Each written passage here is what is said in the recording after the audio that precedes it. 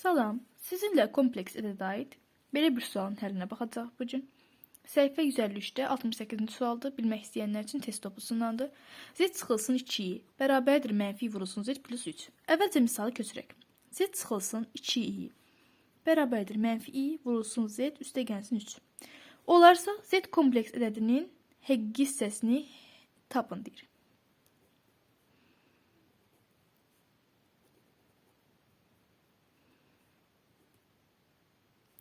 Bizdən bunu soruşur. Demək biz bilirik ki, z kompleks ədədi a plus b-i kimi yazıla bilər. Z bərabərdir a plus b-i. Bu a plus b-ini aparıb z-də yerinə qoyuruq. A plus b-i çıxılsın 2i bərabərdir mənfi i vurulsun. A plus b-i üstə gəlsin 3. Belə yazdıq. İndi isə mənfi ili mötərizənin daxilinə vuraraq hesablayaq. A plus b-i çıxılsın 2i bərabərdir mənfi i vurulsun a üstə gəlinsin mənfi i vurulsun b-i üstə gəlsin 3. Aydındır. İndi isə daha da sadələşdirək. A plus b-i çıxılsın 2i bərabərdir mənfi a-i şəklində yazaq daha səliqəli görünsün. Mənfi i vurulsun i. i-nin kvadratı mənfi 1 olduğunu bilərək i-ni i-yə vuranda i-nin kvadratı mənfi 1-dir. Mənfi 1-i mənfiyə vuranda müsbət 1 müsbət eləyəcək və müsbət b kimi yaza bilirik, müsbət 3. İndi isə sağ tərəfdə olan ifadəni sol tərəfə getiririk. A plus b-i çıxılsın 2i bərabər çıxılsın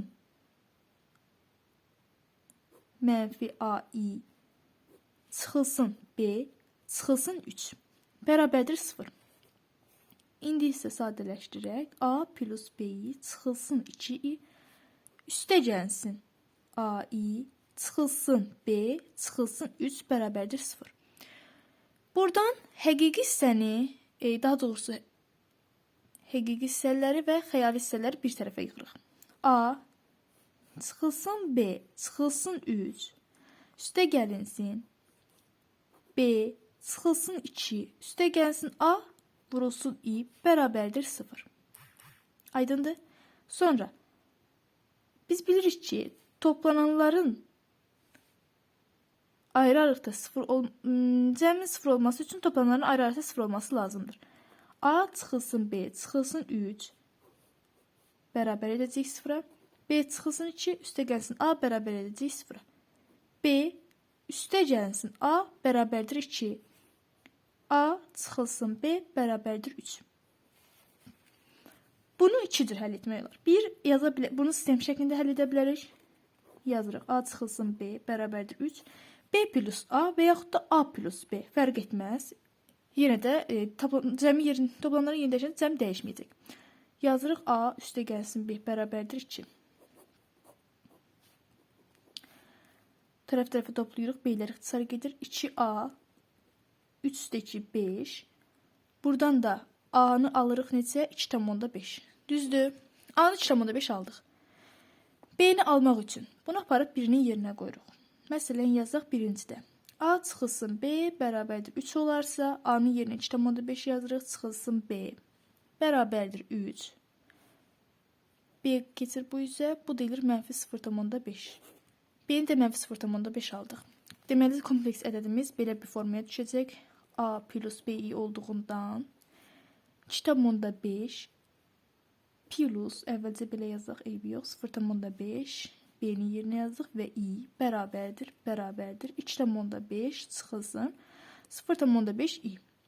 A həqiqi isə, b isə xəyali dediyimizə görə və bizdən də həqiqi hissəni soruşduğuna görə a-nı 2,5 tapdıq.